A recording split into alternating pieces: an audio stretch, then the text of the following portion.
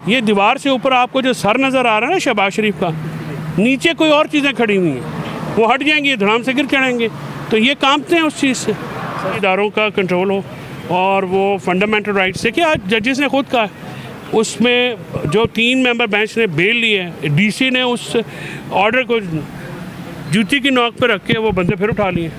आज attorney general साहब के पास उसका कोई जवाब था या इस हुकूमत के पास जवाब है? ये हुकूमत खुद जो है किसी के कंधों पर चढ़ी हुई है। ये दीवार से ऊपर आपको जो सर नज़र आ रहा है ना शहबाज शरीफ का, नीचे कोई और चीज़ें खड़ी हुई हैं, वो हट जाएंगी, धड़ाम से गिर चढ़ेंगे।